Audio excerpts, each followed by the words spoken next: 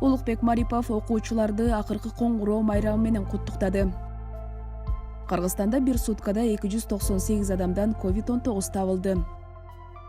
Өлкөгө жакында дагы Sinopharm вакцинасынын 150 000 дозасы келет. Айзада Канатбекованын өлүмү боюнча биринчи соттук отурум 27 майда болот. Эртең 26 майга карата аба ырайы тууралуу маалымат. Кыргыз Республикасынын министрлер кабинетинин төрагасы Улукбек Марипов окуучуларды окуу жылынын аякташы менен куттуктады. Кымбаттуу окуучулар жана бүтүрүүчүлөр, сиздерди жашооңуздардагы мыкты жана кубанычтуу окуя акыркы коңгуроо майрамыңыздар менен чын ниетимден куттуктайм. Бул күн мектеп окуучулары үчүн окуу жылынын аякташын, ал эми бүтүрүүчүлөр үчүн мектеп менен коштошуу жана жашоодогу жаңы баскычка кадам таштаган эсте калаарлык маанилүү учур. COVID-19 пандемиясына байланыштуу окуу процесси бир катар кыйынчылыктарга кездешти. Мугалимдерге, окуучуларга жана ата-энелер үчүн жөнөкөй болгон жок. Биз аралыктан окутуунун татаалдыгын сездик. Андыктан биринчи кезекте мугалимдерге пандемия шартындагы берилип иштеген эмгеги, ошондой эле окуучуларга жана ата-энелерге чыдамдуулугу жана колдоо көрсөтүүсү үчүн өзгөчө ыраазычылык билдиргим келет. Ушул кубанычтуу күнү жалпыңыздарга чоң жашоо агымына аралашууда ак жол каалап кетким келет. Учурдагы көп кырдуу дүйнөдө сиздер үчүн бардык мүмкүнчүлүктөр ачык. Сөзсүз түрдө кыялыңыздардагы кесиптин ээси болуп, келечекте жалпыга кызмат кылчу жаңы илим билимге ээ болуңуздар. Өзүңүздөргө терең ишенип, бийик максаттарга умтулуңуздар. Дал ушул сиздердин күч аракетиңиздерден өлкөнүн эртеңки келечеги көз каранды. Ак жол силерге кымбаттуу бүтүрүүчүлөр. Каникулуңар кызыктуу жана пайдалуу өтсүн, кымбаттуу мектеп окуучулары, деген Улукбек Марипов.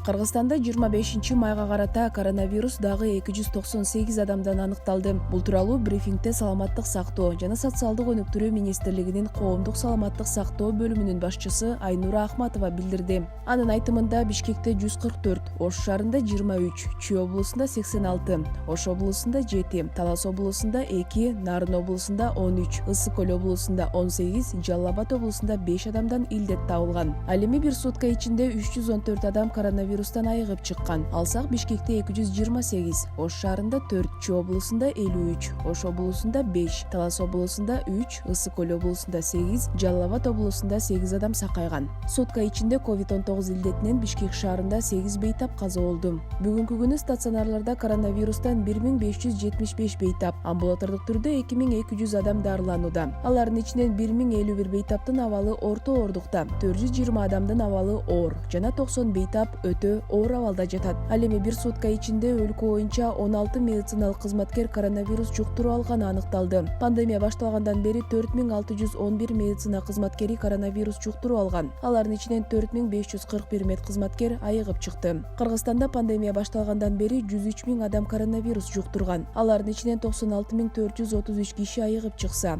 1765 адам каза болду.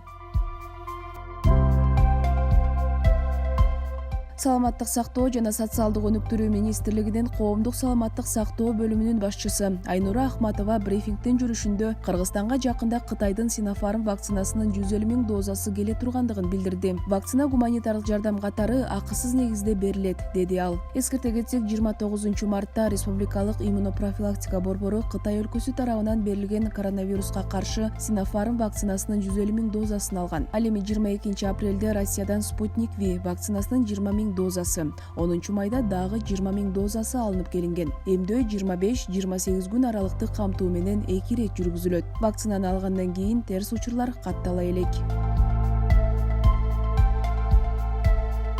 Ала качуунун курмандыгы болгон Айзада Канатбекованын өлүмү боюнча биринчи соттук отурум 27 май күнү Бишкектин 1 май райондук сотунда башталат. Бул тууралуу Айзаданын туугандарынын жактоочусу Нурбек Токтоконов билдирди. Айзаданын өлүмү боюнча кылмыш иши аны өлтүрүп, андан соң жанын кыйган Замирбек Теңизбаевдин өлүмүнө байланыштуу өндүрүштөн кыскартылды. Ал эми милиция кызматкерлеринин шалаакы мамилеси боюнча сотко чейинки өндүрүштү УКМК карап жатат, деди Токтоконов. Окуянын чоо жайы: 27 жаштагы Айзада 5 5-апрелден бери дайынсыз болуп, сөөгү 7-апрелде Бишкектин четиндеги Арашан жана Чокморов айылдарына жакын жердеги талаада унаадан табылган. Бишкек шаардык милиция кызды уурдоого шектүү алгач кызды муунтуп өлтүрүп, андан кийин өзүнө бычак сайып жан кыйганын билдирген. Каза болгон кыз менен жигиттин сөөгүнө экспертиза дайындалды. Кийинчерээк Бишкек шаардык ички иштер башкы башкармалыгынын жетекчилиги маалымат жыйын өткөрүп, Айзаданын өлүмүнө шектелген жаран 6 жылдан ашык түрмөгө отуруп чыкканын, үй бүлөсү бар экенин маалымдады. Алгачкы маалыматтарга ылайык Айзаданы Бишкектеги Тыныстанов жана Медеров көчөлөрүнүн кесилишинен белгисиз адамдар ала качышкан. Интернетке 3 киши көчөдөн бир кызды күч менен унаага салып кеткени тууралуу видео тараган.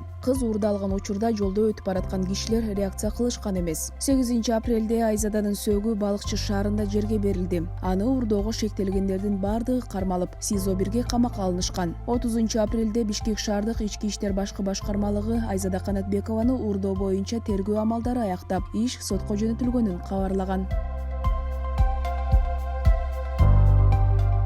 Эртең 26 майда өлкө аймагында күн ачык болот. Күндүз Ош, Жалал Абад, Баткен, Талас, Ысык көл, Нарын областарынын кээ бир райондорунда, Чүй облусунун тоолуу райондорунда өткүн өтүп күн күркүрөйт. Бул тууралуу Кыргызгидрометтен билдиришти. Абанын температурасы Чүй облусунда түнкүсүн +14+19, күндүз +30+35. Талас жергесинде түнкүсүн +12+17, күндүз +28+33. Баткен, Ош, Жалал Абад аймактарында түнкүсүн +13+18, күндүз +30+35. Ысык көл дубанында түнкүсүн +9+14, күндүз +22+27. Нарын облусунда түнкүсүн +7+12, күндүз +24+29. Ал эми Бишкек шаарында жаан жаабайт. Абанын температурасы түнкүсүн +17+19, күндүз +33+35 градус болот.